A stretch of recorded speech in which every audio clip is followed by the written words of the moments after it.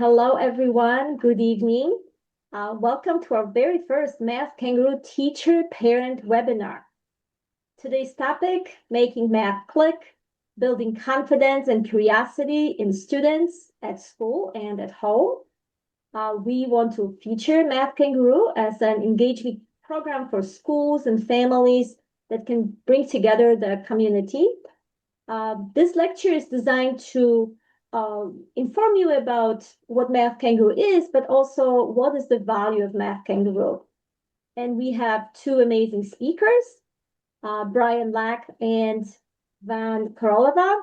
Dr. Brian brings more than 25 years of experience in mathematics education as a teacher, district leader, researcher, and presenter.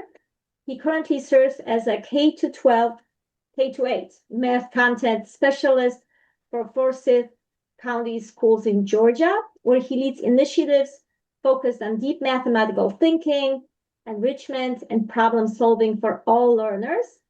He's a former Teacher of the Year recipient. Dr. Luck is also an active leader in the mathematics education community, serving with organizations including the Georgia Council of Teachers of Mathematics and MathComs. Over his career, he has taught students from kindergarten through college level, coordinated more than 100 local math competitions, and presented at conferences nationwide. His work focuses on helping schools build joyful, challenging, and confidence-building math environments. And tonight, Dr. Lack will share how Math Kangaroo can help schools strengthen mathematical thinking and create a culture of joyful problem solving. And the second guest is Dr. Van Koroleva. She grew up participating in math competitions and later earned a PhD in applied mathematics from Harvard University. She began her career in industrial research before transitioning to math education to support the needs of her own children. Along the way, she discovered a deep passion for teaching and has since enjoyed working with students of all ages, helping them appreciate both the beauty and the power of mathematics throughout its many applications. She joined Math Kangaroo in 2023, inspired by its shared mission of spreading the love of mathematics. And tonight, Dr. Koroleva will share how Math Kangaroo can help parents better understand, support, and strengthen their children's mathematical thinking and problem-solving skills. Thank you very much. Welcome, Brian and Van. And we can start with Brian. Please share your session. Thanks for being here. My name is Brian Lack, and I am proud to be here as a champion of Math Kangaroo. Today, we're going to talk about a challenge that every single math educator faces, and that is developing stronger problem solvers in math. My goal today is simple. I want to share my school district story, and by the end of our time together, I hope to convince you that bringing Math Kangaroo to your school or your community is one of the easiest and best ways to build a strong problem-solving culture. So next slide, a little bit about me. I'm a district math specialist in Forsyth County Schools, which is Georgia's 5th largest school district. We have over 54,000 students, over 8,000 employees, and we're consistently one of the highest performing large school districts in the state of Georgia. Next slide. But I discovered Math Kangaroo in 2014 because I was looking for enrichment opportunities selfishly for my own children, who both love math, and one of whom is twice exceptional. That's Holden on the left and Kellen on the right when they were much younger. And so they've both been competing in Math Kangaroo now for over 10 years, and it's been actually life-changing, and that is not hyperbole. So with the next slide, I want to start with a little puzzle. I want you to look at this box problem in blue font. There's one big box, and inside the big box, there are 4 smaller boxes, and inside each smaller box, there are 2 tiny boxes. How many boxes are there in all? So this problem seems pretty straightforward and simple, right? It was inspired actually by Math Kangaroo, And I decided to give it to hundreds of students in my school district, high achieving students. We're talking kids who are typically at the top of their second grade class. And despite their high achievement, only 44% of students answered this question correctly. So I want you to think about that for a second. Like, more than half of our advanced students failed to correctly solve a problem that requires no high level mathematics, just really visualization. Next slide. So 44% answered it correctly. The answer is 13, but we got over 16 responses. This was not a multiple choice assessment. So students could enter their own responses. They could enter anything, and 37% of our students answered 7. Why do you think they answered 7? Well, here's what I think. I think school math, despite the best intentions, it often teaches students to think in rote algorithmic ways, hence the title of the slide here. I think students are trained to believe that every math problem has some sort of recognizable structure to which a rule or some rehearsed procedure can be applied. And so instead of thinking and reasoning, they're sort of activating this autopilot mode. Our students are trained to think only in lines of an algorithm they've learned. And if we don't help them break that cycle, then they're going to hit a ceiling the moment math gets non-routine and interesting like this. Next slide. So why does all this matter, and why am I talking to you about this? Well, we know that the goals of public education are heavily dictated by social and political and economic factors. In fact, on the next slide, if you look here, you'll see the most value workplace skills according to Fortune 500 in 1970, and you can click again for an animation there. You'll see that computation skills circled in red was the number 2 most desired skill in 1970, but in 1999 it inverted with problem solving, which was only number 12 in 1970. Next slide. But as you can imagine, things have changed a lot since even 1999. They're changing rapidly now, with AI, machine learning, automation predominating. The Future of Jobs report that was just released last year um, the list of most desired skills is still fronted by a need for analytical thinking, which reflects the need for developing strong problem solving and reasoning skills, the need to be able to interpret data and make decisions based on data. Um, so we don't see computation or arithmetic abilities on this list, do we? And this is not to say that the 3 R's, reading, writing, and arithmetic, are no longer important. It's just that other skills are much more essential to be successful today. Next slide. So, what does this mean for schools? At the risk of inciting the long-standing debate about how to best teach math in schools, which is referred to as the math wars, you can look at that later if you've not heard of it. It's similar to the phonics and whole language debate about how to teach reading. I argue that mathematics is best learned through problem solving, because problem solving leads to reasoning and understanding and making sense rather than simply memorizing and mimicking rote procedures. Next slide. So, in short, as Peter Liljedahl says, the author of Building Thinking Classrooms in Mathematics, which is one of the most in vogue movements in math education today, where students are collaboratively problem solving non-routine problems and sharing their thinking, and making their thinking visible. Um, Problem solving is actually what we do when we don't know what to do. It's not just word problems, okay? And that's what I love about Math Kangaroo, because the problems that are presented are so interesting, so non-routine, they're so fun. They're very playful, and they make you think. They invite thinking, unlike a lot of textbook type math problems. So I'll ask any of you who are teachers or even parents, when your students are faced with a problem they don't know how to solve, what do? Do they give up quickly? You can click again.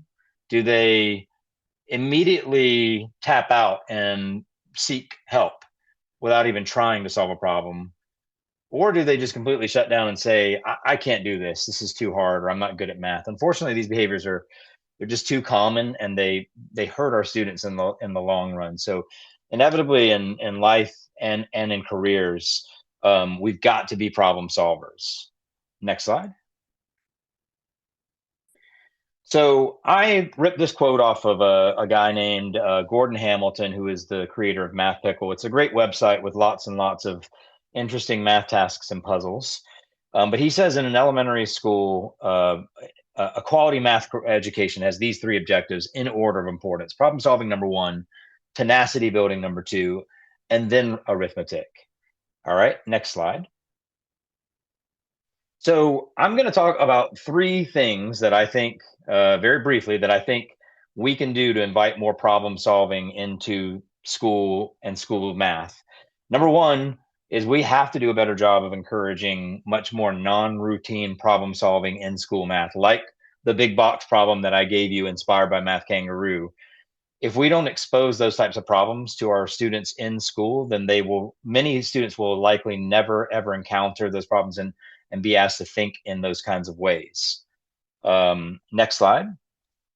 So just to clearly define what I'm talking about, routine problem solving stresses the use of known, prescribed, or rehearsed procedures. We do this in school a lot. We teach formulas, algorithms, rules, and we do this really well in school. But non-routine problems, they stress the use of heuristics, like problem-solving strategies, which Math Kangaroo has actually built an amazing curriculum around, that often require little or no use of algorithms. Next slide. So these are those problem-solving strategies some of you might be familiar with: visualizing the problem, looking for patterns and structure, taking a complex case and simplifying it to crack the problem, working backwards, making organized lists and tables, using logic, translating expressions into mathematics, the language of mathematics. On the next slide, I'm going to show you a non-routine task that I like to use with teachers and schools in my district. It's very short, but I want you to think about the type of thinking that is needed for this: routine or non-routine. For this problem, I've taken 10 cards out of a deck, ace through 10, just of the hearts. And then I'm going to rearrange these cards in a special order that I'm not going to tell you about what it is right now. It'll be in order that actually will be for you to figure out.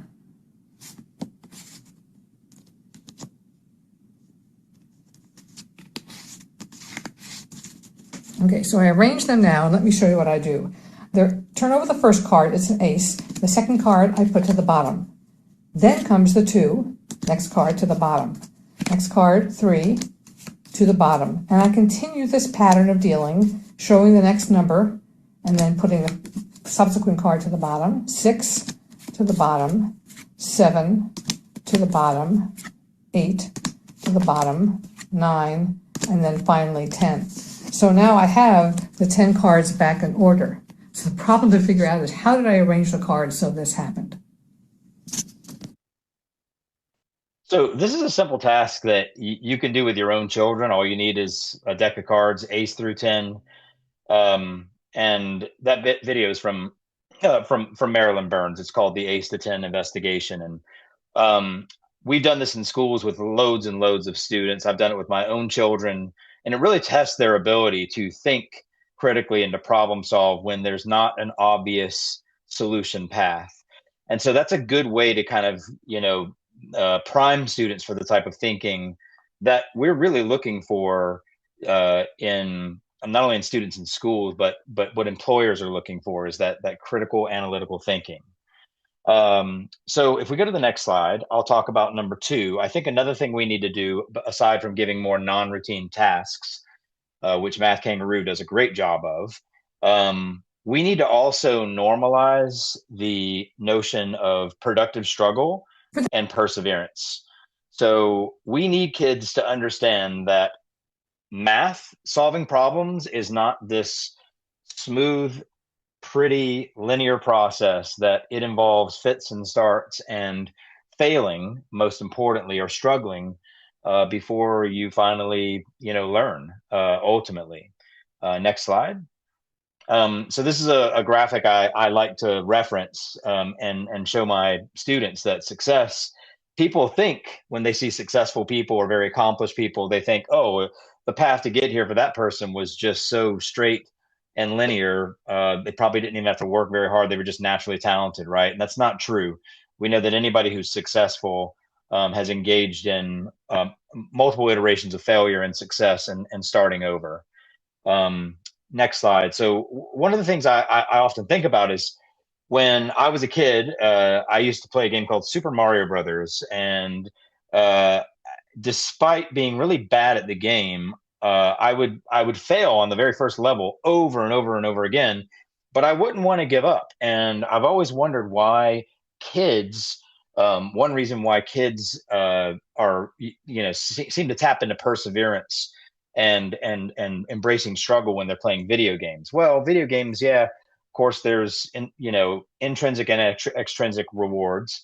But next slide. I think another reason why students don't give up in video games is because they expect to fail. They expect to not make it through a game in one fell swoop, and so it doesn't make them feel bad. So they know that struggle and failure are a part of the process. And on the next slide, we'll see a common example of this: a jigsaw puzzle. I think jigsaw puzzles are great to do with people of all ages, but especially with young kids, because they learn that whole trial and error process is a natural part of the learning process. Next slide. And in fact, there's a great quote that I would like to borrow from Dan Finkel, who has an excellent TED Talk called The Five Principles of Extraordinary Math Teaching. It's literally one of the best videos I've ever seen about math education. And he says, what books are to reading or literacy, puzzles are to math, and that a home filled with blocks and puzzles and games and play is a home where mathematical thinking can flourish. Next slide. And then step three, the easiest step of all, to build better culture of problem solving, is to bring Math Kangaroo to your school. And I'm going to tell you how easy it is from experience. It's actually easier and simpler than you think. There are basically 4 steps. And again, I'm going to sound like a broken record here, but it is very, very simple. But before I talk about those 4 steps, let's talk about why you should host a Math Kangaroo competition at your school, the benefits for students. So as you can see here in this graphic, it boosts kids' motivation, enthusiasm. Every student receives a certificate of participation, a pencil, a ribbon, a mathematical gift, and they get exposure to these wonderfully written problems that are going to make them think. Next slide. What are the benefits for teachers and schools? Well, one thing is that if you host a Math Kangaroo competition at your school and you have your own children, they will be able to participate in the contest for free. You get free access to video questions and solutions, but best of all, you get free lesson plans to help prepare your students for Math Kangaroo. And on the next slide, you'll also get a few other goodies: a free t-shirt for the main manager and any volunteers of the proctoring team, an in-kind gift before the competition. But really, the ultimate reward is helping students develop that logical thinking and those problem-solving skills that are so critical. So I'm going to tell you from experience, there are 4 basic steps to hosting Math Kangaroo, and it's this simple. Number 1, between April and December, you go to the Math Kangaroo website and you fill out a Google form. It's an application to host it at your school. It is $0, completely free. And then number 2, about mid-September, you'll get a registration link that you can share with families. You don't have to handle registration payment or anything. You just send out the link. It's that easy. And then in February, step 3, you'll receive test materials, souvenirs, pencils. Everything is accurately counted and organized. Comes in a big box from UPS or FedEx. And then on March the 18th of 2027, you will host a 75-minute competition. You'll scan and upload the answer sheets, and your work is pretty much done. It's that easy. Next slide. I want to tell you about our story here in my district, Forsyth County Schools in Georgia. We started in 2019 with one school, Johns Creek Elementary, who offered one session to 100 students. I'm very proud to say that now in 2026, this year we offered it to 21 different school sites across 30 different sessions, and a whopping 1,952 students participated. And the only reason why this has been so successful is because the competition speaks for itself. If you go to the next slide, you'll see we've had some pretty great success. In 2025, we had 1,300 competitors. We had 48 top 10 USA finishers and 10 gold medalists who made perfect scores. It's not all about, getting the highest score. Many parents have reached out to me since last year and said that, you know, it was a motivating experience just trying the first time, and coming back year two, my child made so much improvement and they feel so good about themselves. And that really is what it's all about, is everybody's individual path. If we go to the next slide, you'll see this year we had 1,900 competitors.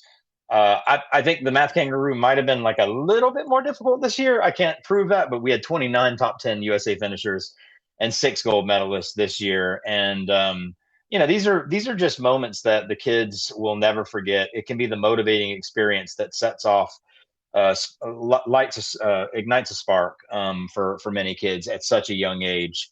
And I'll tell you, there's not really a lot of competition opportunities that are like this for young students, and so getting them involved early is really key. If we go to the next slide, I'm just going to talk about free resources to develop problem-solving skills specifically for schools. This is the awesome thing.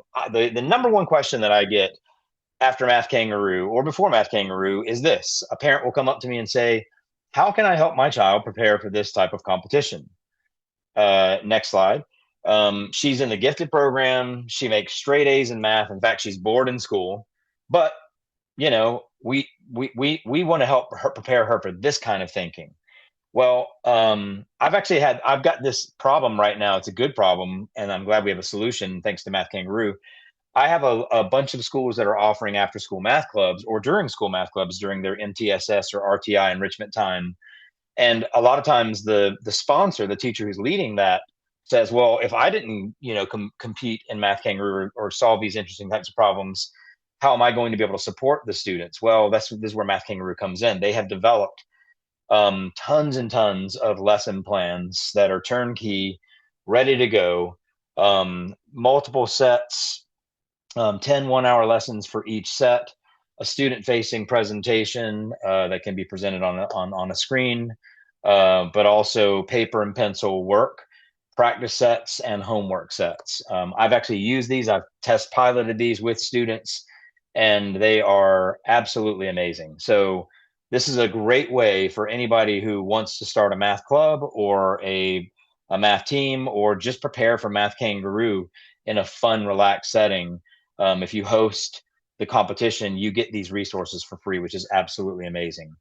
The last thing I'll say before I end tonight is there are other ways outside of just paper and pencil and screens that we can help develop this type of thinking and problem solving. And one of the partners of Math Kangaroo is a nonprofit called Julia Robinson Math Foundation, or Math Festival, excuse me, jrmf.org. And what I'm going to show you on the next few slides is snapshots from, well, this is actually from Dan Finkel's Math for Love program. We used this for our summer school program last year. Lots and lots of Math Kangaroo inspired playful problems that, our kids who are struggling and have being sent to summer math camp. We didn't want to give them more of the same and give them boring drill, repetitive worksheets. We wanted to engage them in playful math. And so we use some of Dan Finkel's materials, but on the next slides, you'll see some of the pictures from our math nights. These are actually actual puzzles with tactile materials, concrete materials that students can play with their parents. As you can see here, there are spatial, visual, logic-based puzzles. If you go to the next slides, you'll see some arithmetic puzzles here, very similar to what the problem types you'll see in Math Kangaroo. So I would say that these types of puzzles and tasks, any kind of logic puzzles, arithmetic puzzles that you can do, are always going to be helpful for non-routine problem-solving experiences. So that is jrmf.org, and you can also ask your schools to host those, because like Math Kangaroo, Julia Robinson Math Festival makes it very easy to host a family-based math event. So that's all I have to say about uh, developing a better problem solving culture in schools. And I look forward to turning it over to my colleague Vaughn here, who's going to talk about the parent perspective.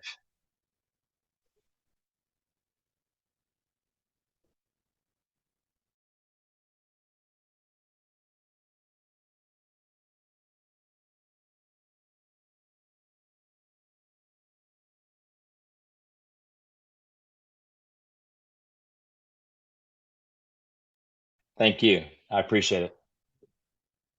Hi, everyone. Thank you, Brian, for a wonderful talk and for showing everyone the values of Math Kangaroo and how easy it is for schools and districts to bring Math Kangaroo to their students.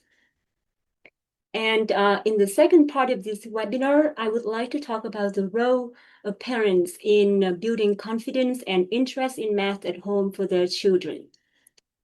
So whenever I introduce Math Kangaroo to parents, the most common questions I get is how to prepare the students for the competition. But actually, there's another question that many people want the answer to, but are afraid to ask is how to train a student to be a math competition winner. So let's dive right into the answer to this question by looking at the profile of a typical math competition winner. The student obviously must have a strong grasp of the material. But beyond that, the student must possess excellent problem-solving skills because unlike school math, textbook math problems, competition math problems are designed a way to surprise the student. Very often you read a question and you have no idea what concepts are being tested, what tools to use to solve the problem, right? So it's really next level mathematics. And of course, fast execution. In Math Kangaroo, we have 75 minutes for either 24 or 30 questions. So some of the questions students must finish in 30 seconds so that they may have 4 and 5 minutes for harder problems. And last but not least, the ability to perform under pressure. And here it's not just time constraint, but all kind of anxieties that associate with any kind of competition, right? So it's pretty difficult. And even if your child possesses all of these qualities, there's always an element of luck that comes with any competition. So the take-home message is if we as parents, if our goal is to train our kids to become math competition winners, unfortunately, we are likely to be disappointed. But in this webinar, I would like to convince you that there are a lot of benefits of participating in math competition apart from winning the accolades. And that starts with the definition of winning, right? So when we talk about winning, we think of being better than others. But in the context of math competition and just learning math in general, it's much better to think of winning is become a better version of ourselves because studying math is very difficult. It's not about steps and procedure, but it's about problem solving and discovery. And problem solving and discovery is never a linear process. It's never easy. It involves a lot of struggles. So if students always have to worry about, competing with others, that would create a lot of anxiety and frustration, and that actually prevent them from actually learning and enjoy the process of learning and discovering mathematics. And the benefits of any competition comes with the practice. The student practice for months and years that lead to the competition. And during a practice, student definitely will gain a solid understanding of the material. But more importantly, they definitely enhance their problem-solving skills. So Math Kangaroo problems are really well packaged, right? The student have to unpack the questions and usually have to look at them in different angles before they have any hope of finding the right approach to tackle the problems. And by regular practice, students will maintain their mental sharpness and avoid being bored by unchallenged routine problems that they see in schools. And definitely another benefit of participating in competition is the improved test-taking strategies, because whether you like it or not, test-taking is part of the academic training. But I think the most important benefit of participating in competition is students can get used to embracing new challenges. right? Because the math computation are designed in a way to make students work out for their brains, and if every day they face new problems, they will be prepared to whatever challenges they have in their academic careers and later in life. Okay, so if we all agree that there are a lot of benefits in participating in math competition, but only very few students can become math winners, what we can do with the rest of students. I think I decided to, look carefully to see a few student types and see what we as parents can do to help them get better scores in the competition, and in general, better at math. So the first type is the fast thinker.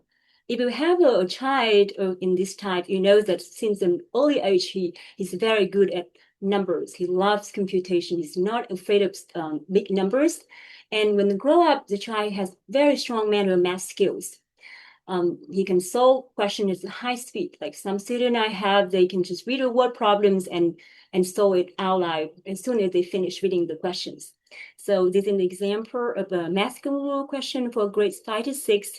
You've got to put 8 numbers from 1 to 8 to 8 vertices of a cube such that the sum of 4 numbers on any face is the same, right? So a fast thinker is gonna solve this question like in no time.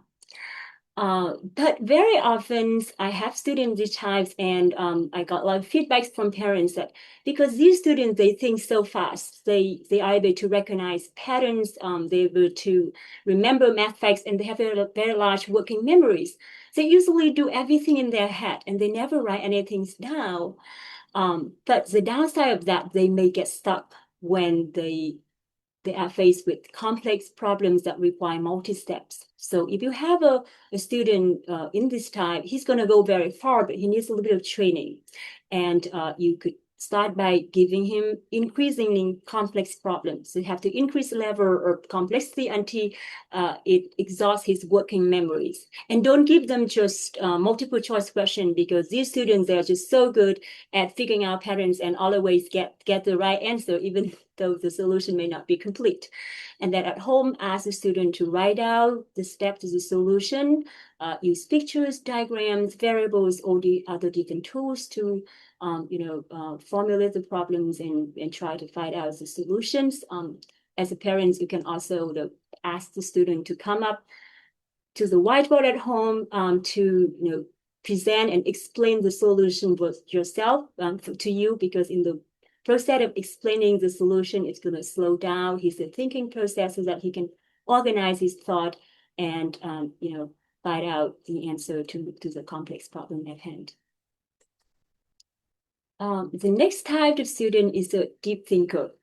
So this student has a sustained interest in difficult problems and can go deep into a particular topics at a very early age. I have a student, 4th grader, and she's so good at algebra, and she loves algebra much more than arithmetic. I have a 5th grader who takes a book in number theory and just like consume it on an everyday basis, right? And introduce these students to Math Kangaroo is a wonderful way to give them exposure to many different topics, because Math Kangaroo has problems in all different topics many the students have not seen in school. For example, this is a question for grades 5 and 6. There are 6 bridges connecting 2 islands here and the mainland. So the task is to go from A to B, going through each bridge exactly once.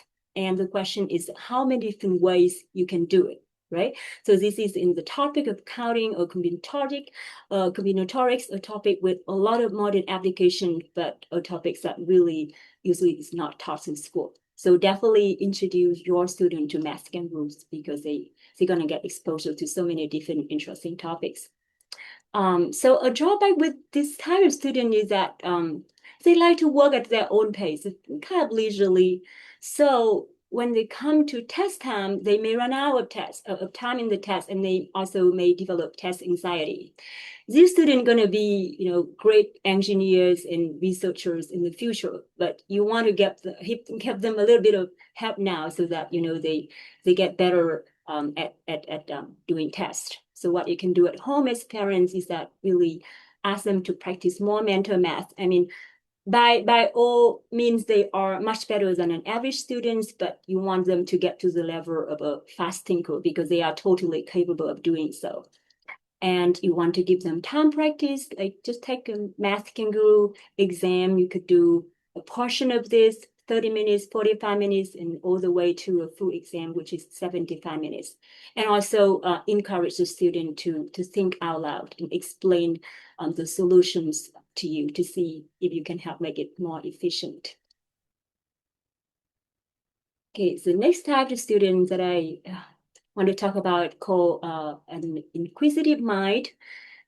This student has a broad interest, like in could be language arts, cultures, social studies, in all kinds of sciences like biology, astronomy. The student is very curious and logical, right? So for example, for this student, if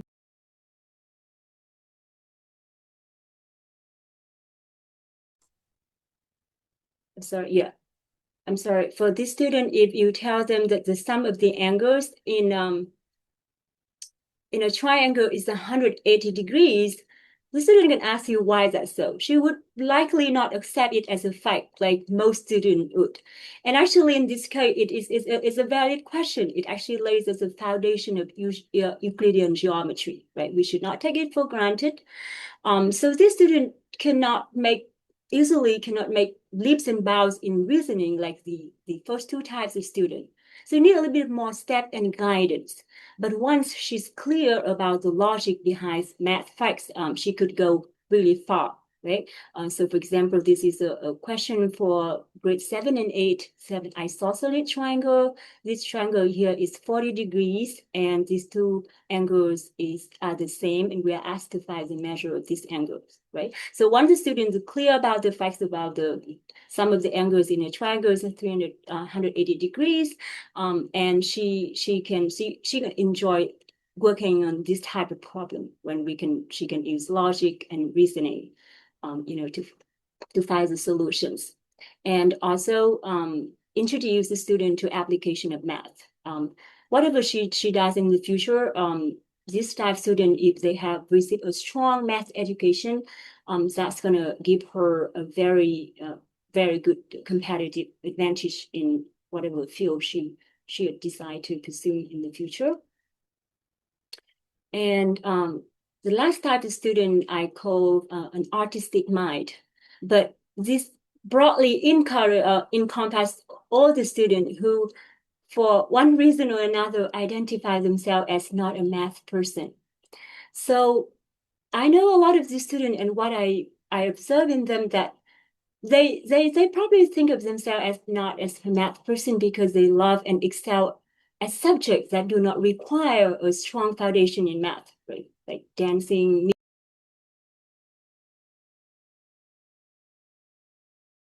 Sorry, why I'm muted. And then, so if as a parent, you believe there's a value in math education and you realize that your child falls into this category, what you should do is that you really want to introduce math early, right? There's a very small window. I noticed a lot of students, even at the end of elementary school, if they decide that math is all about meaningless computations, being fast means being smart, they're going to withdraw, and it's very hard to turn the tide. So you want to intervene early and just show them that math is not just about number, it's about play, it's about discovery. And Math Kangaroo has a lot of questions in this category. So this is a question for grades 3 to 4. The question is that if we fold the paper along this red line, what letter is not covered by a gray square, right? So this is a problem that any student can do, at least by just printing out this paper and try to fold it. Engage other senses in learning mathematics. Don't go to abstract level too quickly. Do not do heavy computation with these types of students. And take this opportunity, for example, in this problem, to introduce line symmetry, and then introduce rotational symmetry, introduce all kind of patterns, and then before you come back to number patterns, right? And then for this type of student, you also want to have a regular engagement with math, because the moment a math lesson ends, their world is immediately filled in with all other interests they have, like the next stories, the next theater classes. So you really want to have a regular engagement with your children, but it takes a lot more time to make them interested in math, but it is really rewarding. I know a couple of students like this, working with friends of children of my friends, and it's really rewarding when they finally become interested in math, and their level of confidence like really increases, like provides a lot of satisfaction to both the children and the parents. So through the last 4 examples, I hope I convince you that Math Kangaroo is for every student. So the design principle behind Math Kangaroo exam questions are low floor, high ceiling, wide words. That means in any exam papers that has either 24 and 30 questions, there are questions on all different levels of difficulty, from easy to medium difficulty to challenging questions. And the question cover like fun scenarios to deep mathematical concepts. The question in all variety of topics, numbers, logic, visualization, geometry, combinatorics. So children don't need to learn to love everything, but they definitely there's something that speaks to them, something that they love and they can do. And if you look at the Math Kangaroo paper, you see that it's very colorful and very visual. It's super appealing for grades 1 to 4. I have one senior student once sharing with me that he's a top MK winner. He shared that he studied math school in first grade, because at the time he didn't quite know how to read very well, but he saw that his sister was doing Math Kangaroo, and he looked at all those pictures and he wanted to do it. And then he had been participating in Math Kangaroo for all 12 years in school, and it's a great experience. And then Math Kangaroos are really challenging for grades 5 to 8. If you have a student participate in level 1 and 2, you see that the jump in, like difficulty from 1 to 2, to 1 and 2 to 3 and 4, but really there's a big learning curve when you go from 3 to 4 to 5 to 6.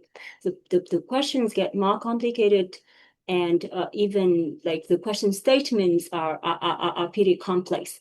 But I think it is a great preparation for students for high schools. Like the middle school years are actually the foundational years in the student, the mathematical learning. If they miss this year, they're going to have a great difficulty in high school.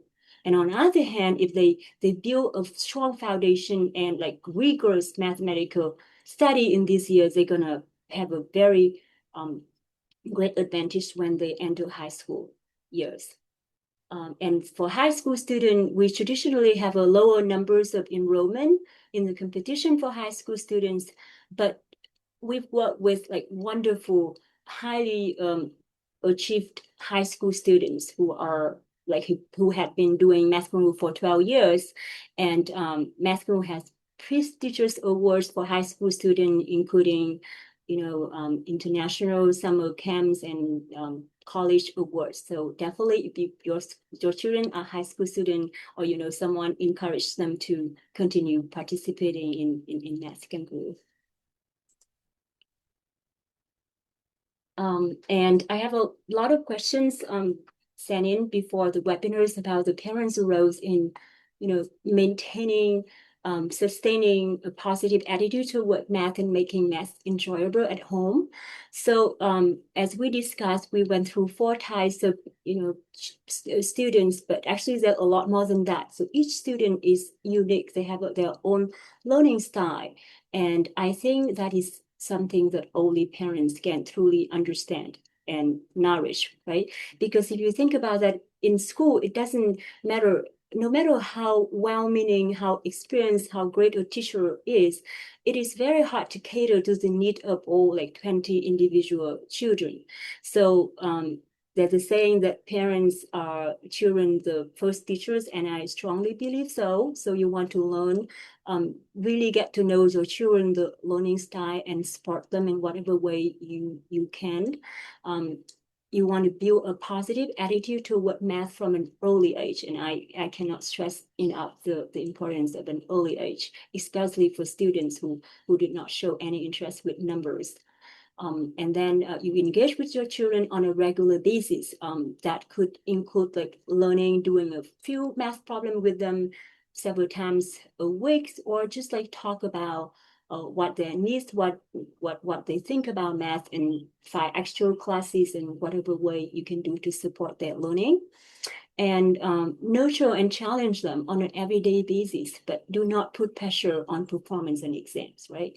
Because we know that math is about discovery. It's not about, it's about challenge, being challenged about discovery. It's not about getting right every time. If the student getting everything right every time, that means they're not learning. If they're comfortable, they're not learning. They have to be struggles, right? So challenge them, but please do not put any pressure on performance, especially in the exams. The desire to win a competition must come from the child, and the children are, I believe, smart and sensitive enough to know that that desire from parents. So as long as we nurture and challenge them, they will become self-motivated. As Brian talked about earlier, and I mentioned many times in this talk, for studying math, prioritize long-term success over immediate results. And that would avoid a lot of anxiety and frustration, and it allows both the parents and the children to enjoy the process of learning. Now, we also had a lot of questions of ways to prepare for Math Kangaroo competition. Brian already went through a couple of wonderful resources, and here I want to go into detail a few more that Math Kangaroo offers. You can buy self-study. You can self-study for the exam using Math Kangaroo past exam and solution books. And once you register for the competition, you have access to free video solution from all past exams. You can form a study groups with a few friends. You can convince the school to organize a math clubs. I've talked with so many dedicated teachers who organize math clubs, maybe a few months before the exams. And a lot of schools, they provide like sport funding for teachers to do this extracurriculum activities. So definitely check with the schools. Right, a lot of students also enroll in math enrichment after school classes. Math Kangaroo also offer online classes and webinars. Online classes are more interactive, and the class size are small, 12 students only. But the webinar is actually great. It's a low-cost option, and it's wonderful for parents who want to study with their children, because you can work alongside your children, and then you have access to video recording. So I highly recommend this for especially young children who want the help of their parents to get started. We have almost 1,700 centers of math across the U.S. But as you can see that in a lot of geography, large states like in Montana, North Dakota, there's only one center per state, right? And then we got feedback from parents that they have to drive 2 hours one way to get to comparison center. So by all means, if you cannot find any centers near where you live, we offer several ways to open new Math Kangaroo centers. You can ask the schools and district to open Math Kangaroo centers. In order to do so, I think it's best to get support from the PTOs, the school boards, the school councils, convince a few families who also want to Math Kangaroo for their children, so you can have a stronger case when you talk to the school. And as Brian showed, it's actually a very, very easy process for the school to host the competition, but it's a very rewarding for their students. And then you can also apply to open your own center. Math Kangaroo is super easy. The application process is super easy, and you only need a minimum of 10 students. you can ask the local library to host a competition, or find any building that public buildings that agrees to host a competition. And Math Kangaroo provides free lesson plans for nonprofit centers, and Brian already mentioned about that, and he used it in the school districts, and the student, the teacher love it. So schools can have access to these lesson plans for free, and you as a parent, after you open your own center, you can also have these lesson plans for free that you can use with your students, your own children, and the student in the center to prepare for the competition. And finally, I would like to mention a few important dates here. Last year in 2025, we had a pilot team competition. We didn't really advertise it, wanted to run a pilot phase, but it turned out to be a huge success with almost 600 teams. Each team consists of 2 to 4 students. So we expect it's going to be a big event this year. The registration opens on June 15th, and the competition window is between 13th to 20th in November. And this is a great option for students who are first-time participating and kind of afraid to participate in individual competition. They can form a group with a friend, study over the summer, and try it, the team competition in November. And for the individual competition, the student registration will open on September 15, and you have a couple of months from since the beginning of the school years to convince the school to register for a center. And the competition will happen in March next year, so we have a almost entire year to prepare for that. So we hope that we cover the most important information.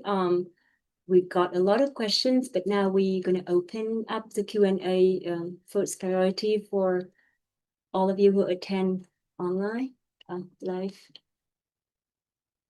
Yes, if you have any questions for me or for Brian.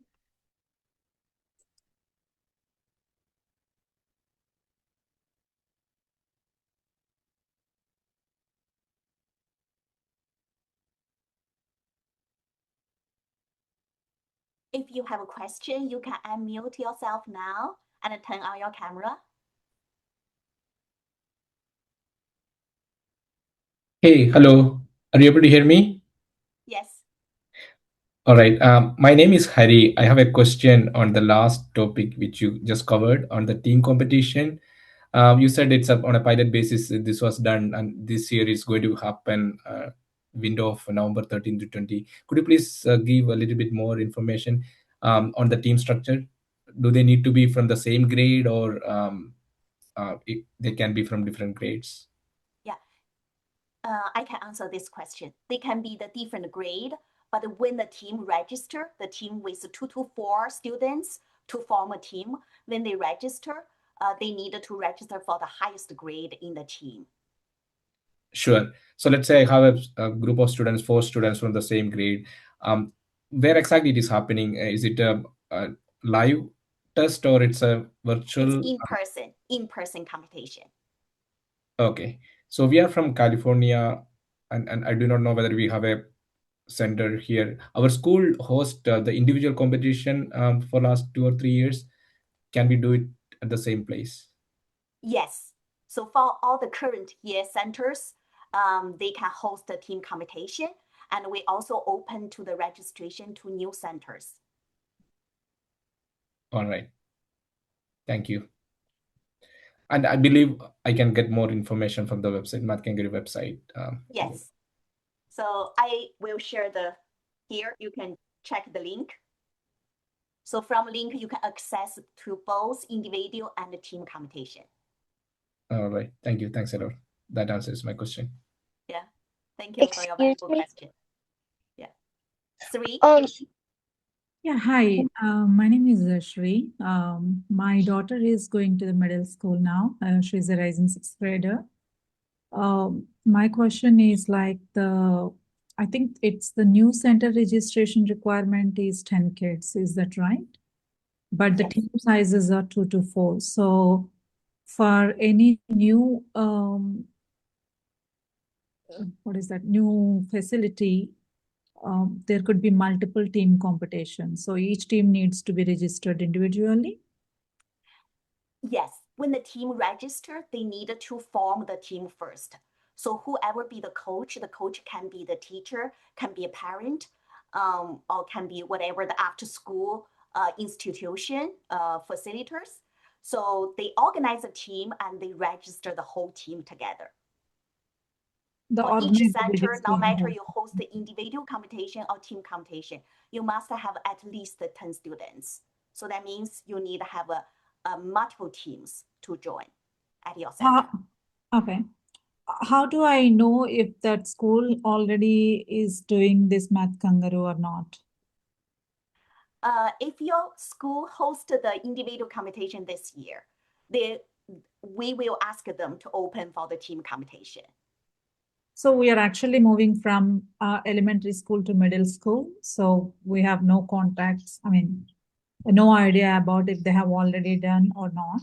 So what is the best way to look for that school is already participating, or do we need to initiate one at the school? You can send it to me the email and I will help you to check. And also if your school does not organize a competition, I would like to connect with them. Yeah, so to help them build the center if they are willing to do that. Okay, yeah, I just put that in the chat. Yeah. Yeah, and hopefully if it doesn't, will you guys help me how to facilitate one at this school, right? We will also have some public centers. They open to the students who live nearby. You can check our website to search the center. It would be open to the public. Okay. Yeah, Shri, one other thing you might do is you might just cite the case that Forsyth County Schools in Georgia is offering it at 20 schools to 2,000 students. And oftentimes that might prompt someone at the central office or the school to say, hey, let me reach out to this district and, get some more information. Okay. You can connect us with your school teacher or staff. We can just share more information, help them to build up center. That would be much easier for your child to attend the competition from their own school. Yeah. I mean, it would be easy for us also to form the teams from the same school and nearby home for the parents to coordinate as well, instead of just finding different places.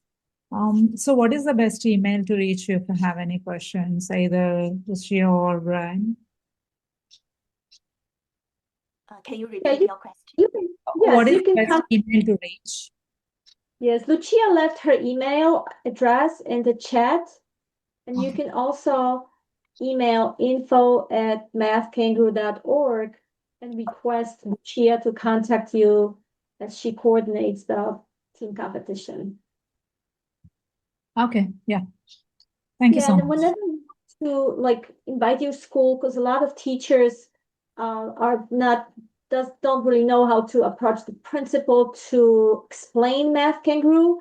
We have a specific document or specific invitation for schools. So if you reach out to us, we can send you ready to go material to invite your school or explain Math Kangaroo to teachers or to the administration or to the district. So it'll be easier for you to present your case. Yeah, that would be nice. Yeah, I have little experience in doing the Math Olympiad in the elementary school. So yeah, I contacted the PTO first. So through them, we conducted those Math Olympiad in the elementary. But it's a good thing to know about the Math Kangaroo, which will be helpful for the middle school kids. Middle school and beyond that. Thank you.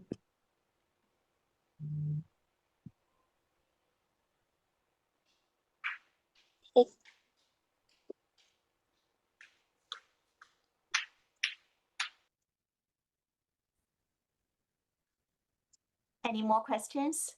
Lucia, I have a question about the team competition.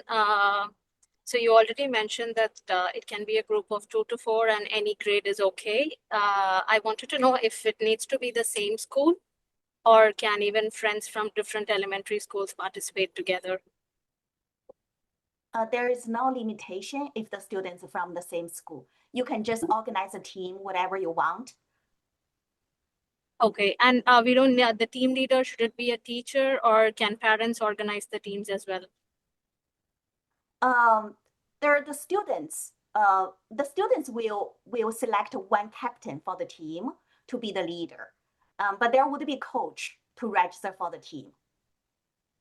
And that can be parents too. It doesn't need to be a teacher to register. Is that right? Yes. Okay. And if I think the previous year our school didn't participate in the team competition, but is this something we need to get an invitation from you and request the school to join it this time? Or would they already have information about it? We will send the information to all the current year centers. They would Okay, know. got it. Okay, great. Thank you.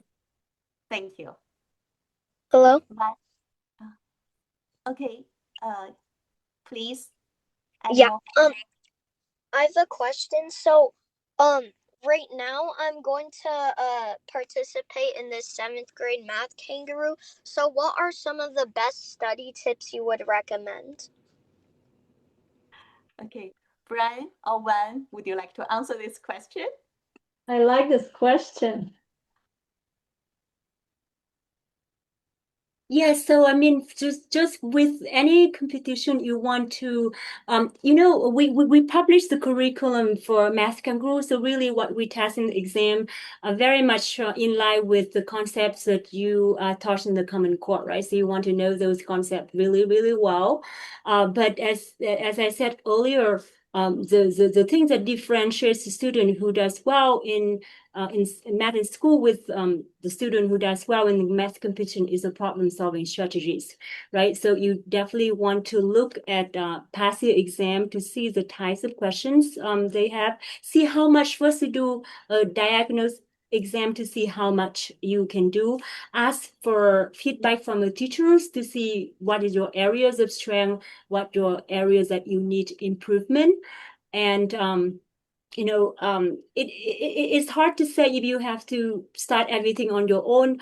I think the best that you have like some guidance from the teachers, and then after that you can look up for resources to learn online. We usually recommend students get for level 7 and 8 to at least know the material in the book pre-algebra in art of problem solving, and then and then we for Math Kangaroo we have a low cost webinar which is only $99 for 10 lessons. If that's something that you can afford, that would really help with building up your problem solving skills. Yeah. Okay, thank you. You're welcome. I have a question regarding the team competition. I would like to know how that is different from the individual competition. And during the competition, right, the team means the 2 to 4 students will discuss together and perform the test, or how does that work? The team competition, they formed by the 2 to 4 students. They would have 60 minutes for the competition. The question number would be the same, but we would have 16 questions for the multiple choice and 8 questions for short answer for the level 1 to 4. For the grade 5 and above, 30 questions, 20 for multiple choice and 10 for short answers. The student could split the work and could discussion during the session. So they do not need to stay in a different room, but just leave enough space for the teams to discuss during the contest. I found a way.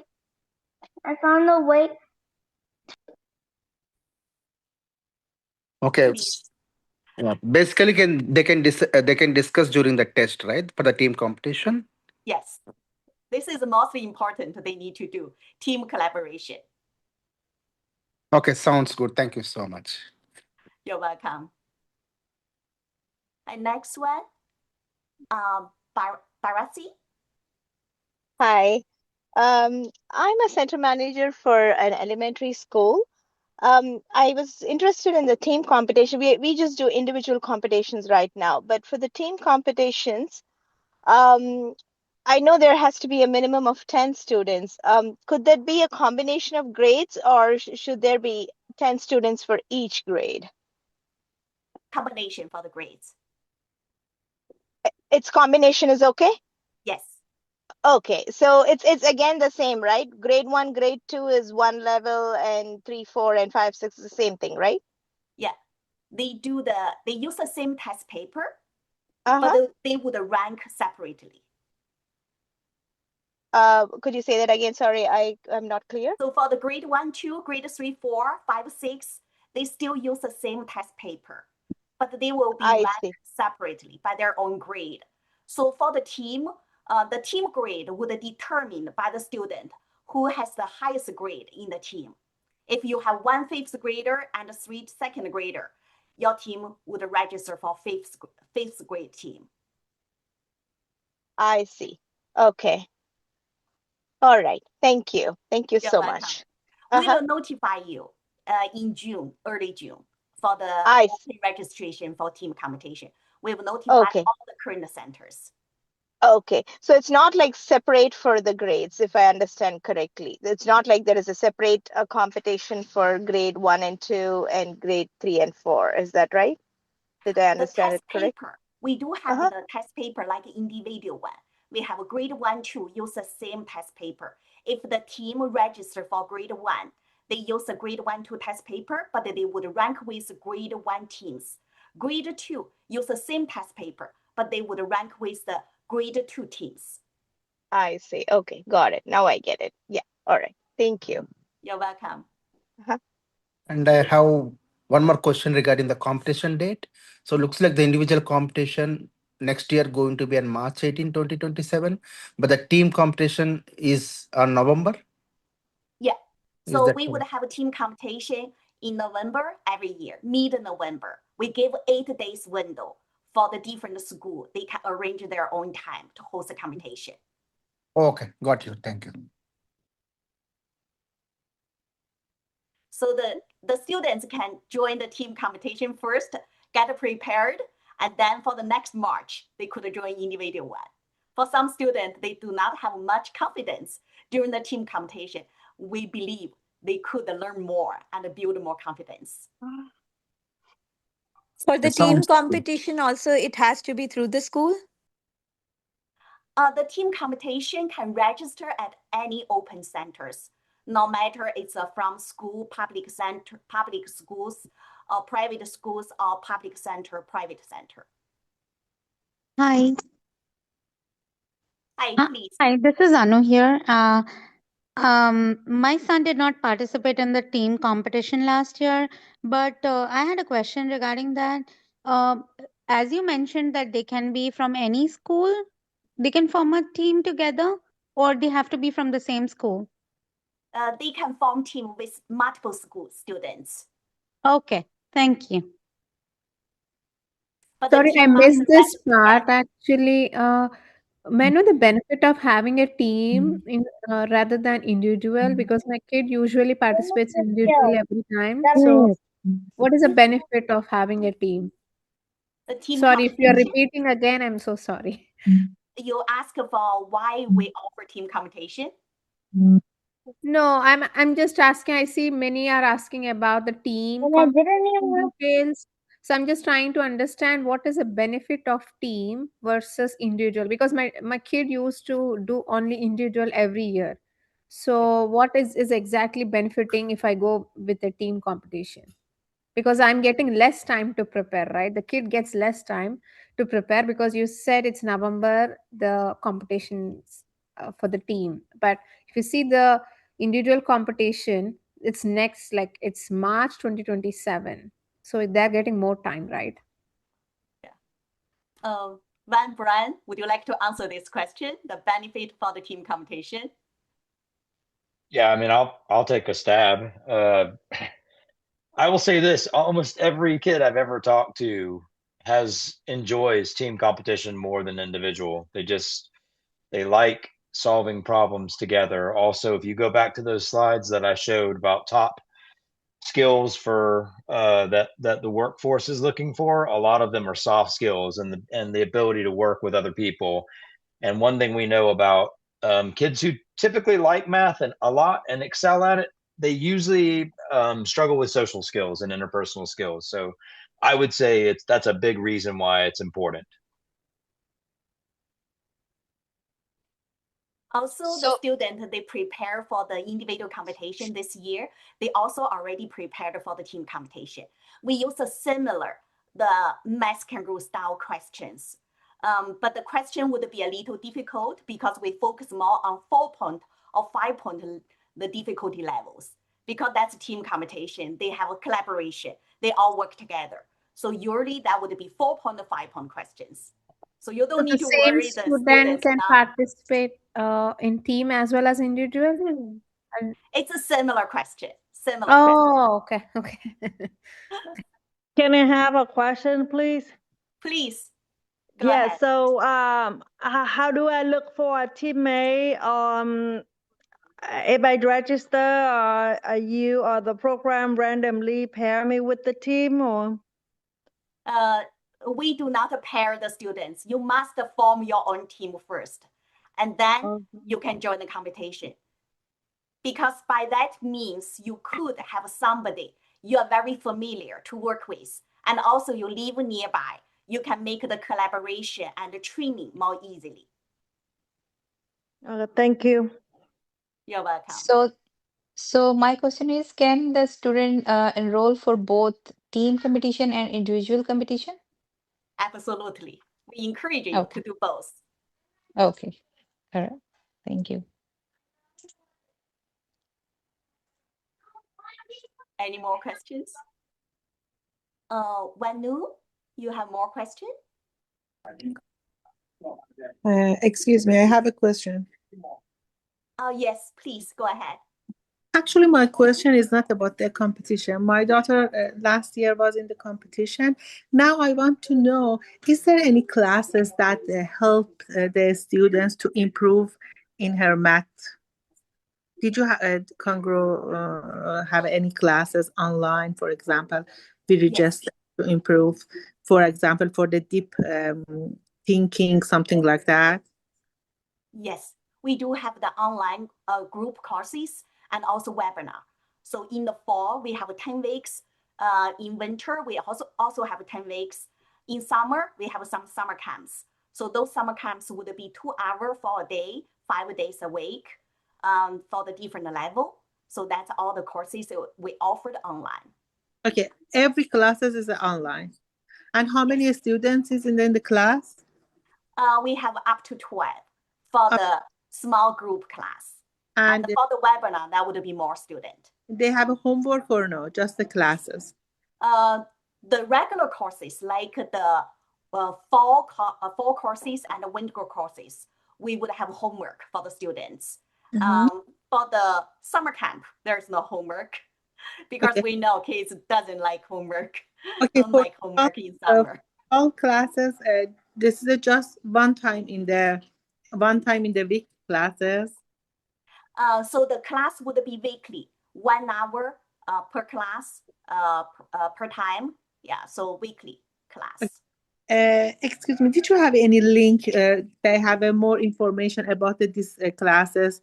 Share me in the chat box so I can read. Yes. Thank you.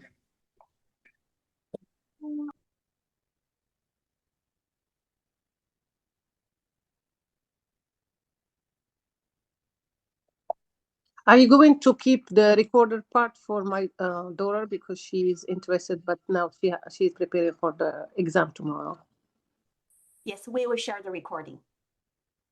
Thank you.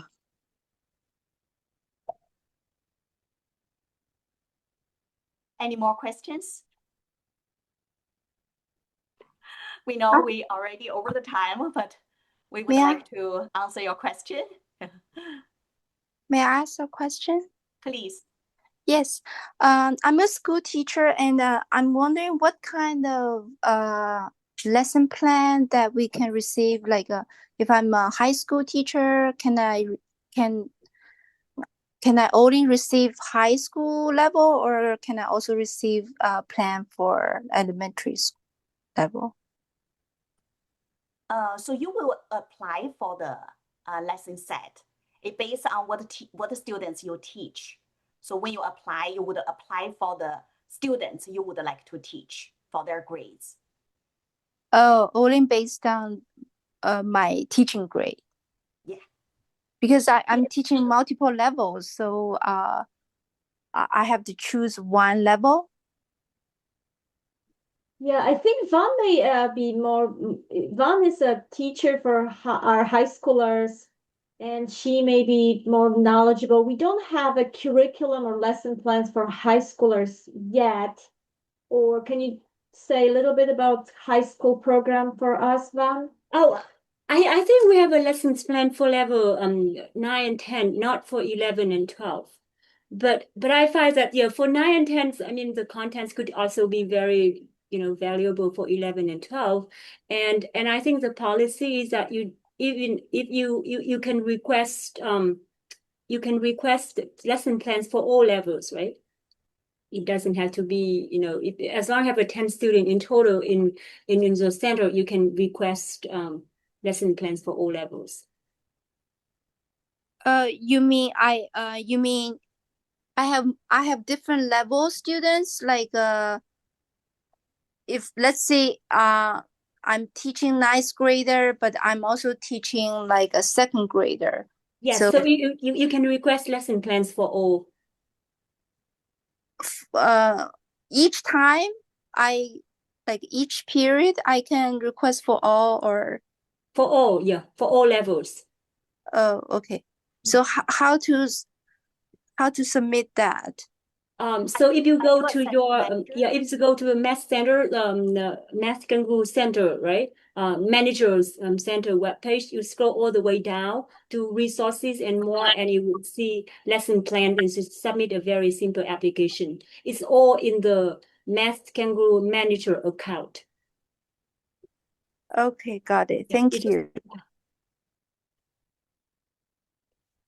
Can I ask a question? Please. So for the group competition, is this new? Because my daughter has been participating in Math Kangaroo for 3 years, but we never heard about this group competition. Yeah. So we just started last year as a pilot program. We opened to 100 centers. So we did very well. And this year we start to open to all the centers. So for the scores of the team, can we find that through the website, like the individual scores? You mean for the top 20, something like that? Yeah, we will post. Okay, so I haven't been posted yet because I only see the individual scores. You needed to go to the team competition page. Okay, so there is a icon saying the team competition page. I mean, yeah. Okay. I'll share it here. Okay, thank you. Yeah. So I see the teams can be 2 to 4 persons, and you said it can be from different age and different school, but you have to form your own team, right? Yes. So if it's a stupid question, but like if I choose a partner from outside, from a different state, how could this happen? So this is in-person test. Yeah. So you must find the team member who live close by to each other. Okay. Yeah. Okay. Yeah, that's what I'm thinking. Okay. Thank you. Yeah.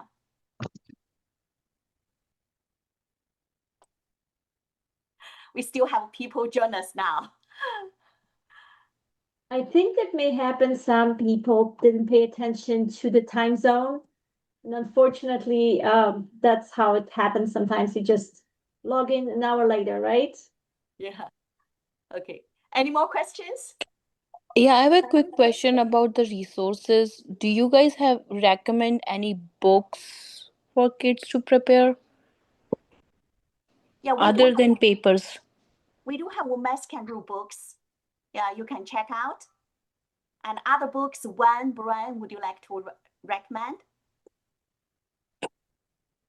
But those books, what we have seen is having only even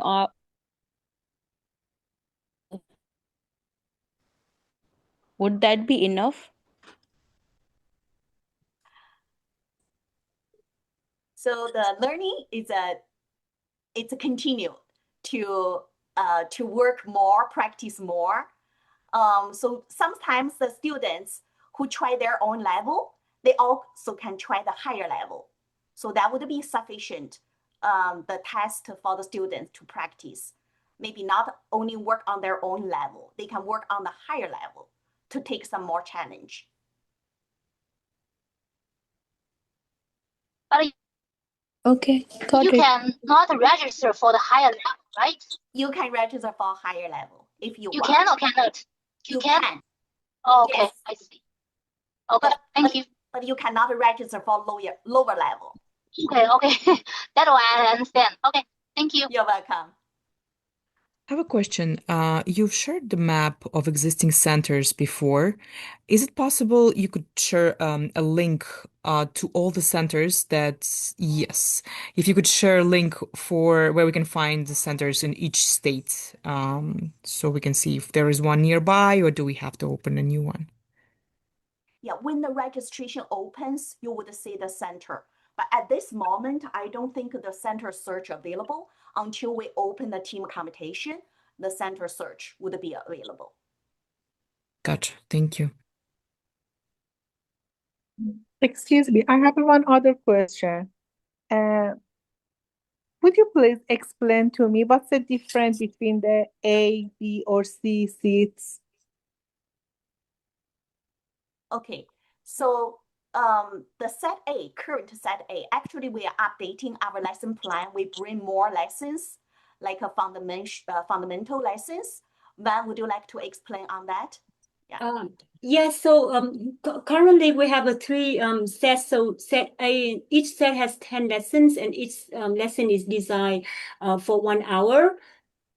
And usually we would recommend students start with set A in the fall, and then move on to set B in the spring and set C over the summer. And depends on the grades. There's some overlaps in topic between two different sets, but for some levels, set B cover like more difficult topic in set A. That said, we found that, for example, if a student each set is designed for 2 grades, right? So for example, you are in grades 5 and 6 and you have only those 3 sets, and we find that we need more material for students in different grades. So we're actually redesigning the curriculum, so we would have 4 sets instead of 2. So we would have a set that cater to an introductory set for students who entering fifth grade in the fall, and then more intermediate level in the winter for 5th grade, and then another intermediate level in the fall for 6th grade, and advanced level in the winter for 6th grade. So it's kind of more material that cater to students at all different levels in both grades.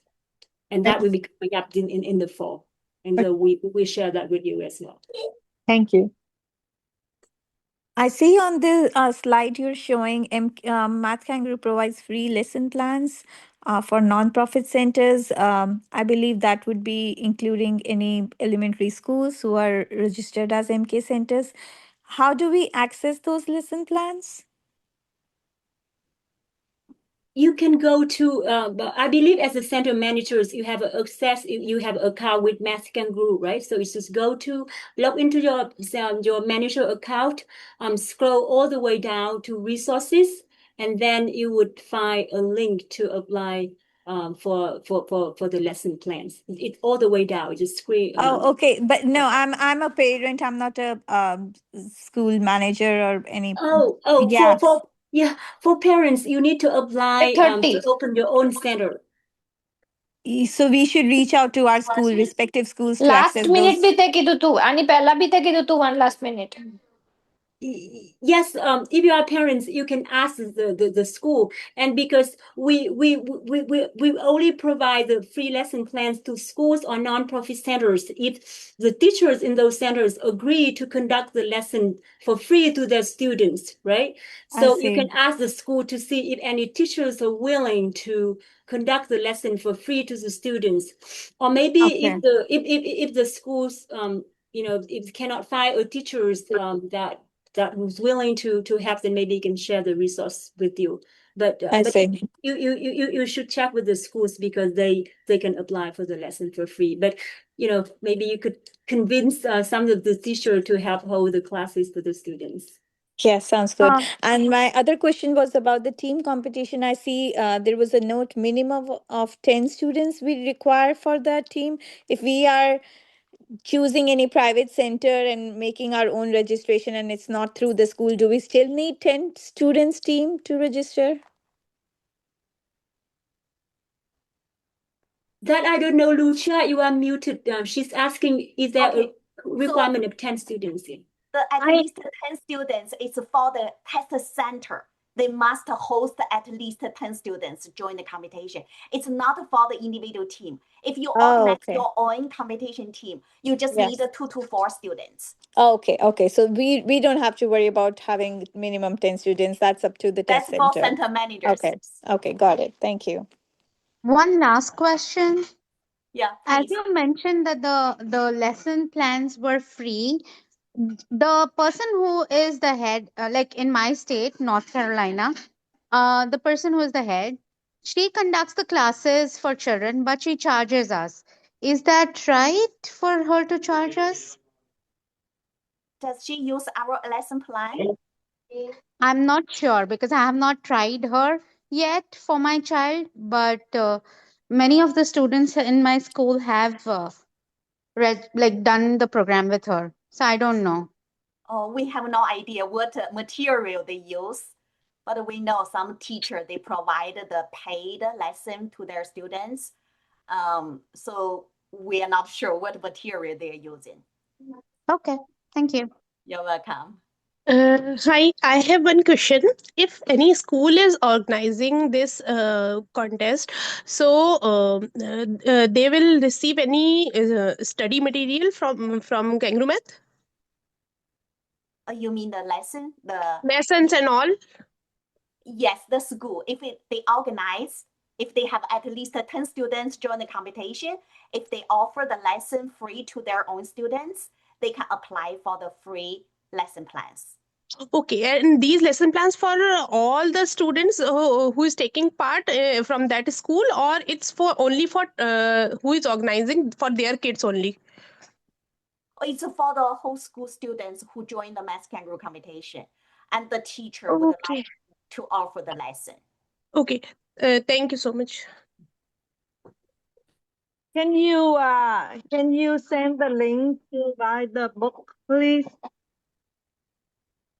For what? The book that you recommend. Oh, I already sent out the link. I'll share it again.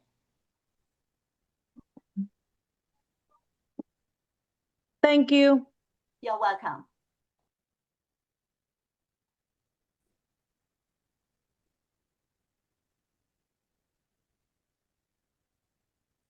I just sent the link.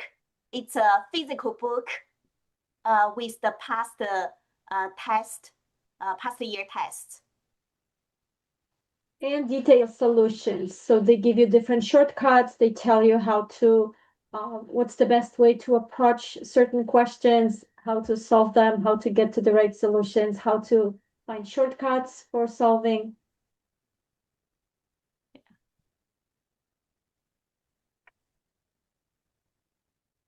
Curti, you have a question, Curti? No, thank you. You're welcome.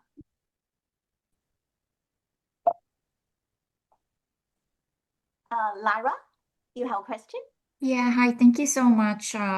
Sorry, that's my daughter name. For the webinar, thank you. So You put the link. I checked it. It's for the winter 26. So when we can check again for the winter 2027? So In fall, we would offer the webinar and online courses. The Mhm. registration would start in summer. At this moment, we register for the summer camps. The summer camps opening the registration now, but for the fall lessons, we would open registration in summer. And In the for the summer. next winter lesson, we would open in November. Mhm. Okay, thank you so much. We'll keep an eye on the link. Appreciate all your help on the information. Have a wonderful evening. Thank you. Please subscribe to our newsletter. We will announce many important information there, including all the lessons and all the upcoming events. Oh, yeah, sure. Thank you so much. Thank you.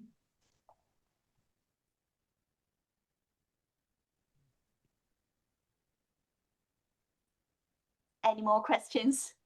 We know it's a long time. Okay, here is the Math Kangaroo newsletter link. If you haven't subscribed, please subscribe to this newsletter. We share the news monthly with very important notice and also events. Very helpful to keep you updated. I have one more Yes. question about the summer camp.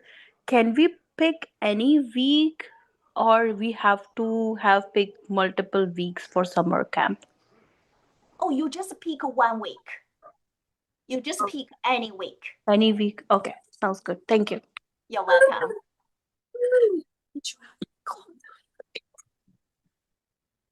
Well, it's Rashna, you have a question? Yeah. Oh, yeah. How many trips? Rashna, we saw you unmuted.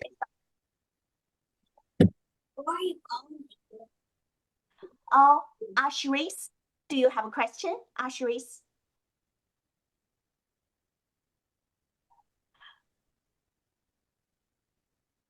Sorry, I don't have a question. Sorry. Okay, no problem.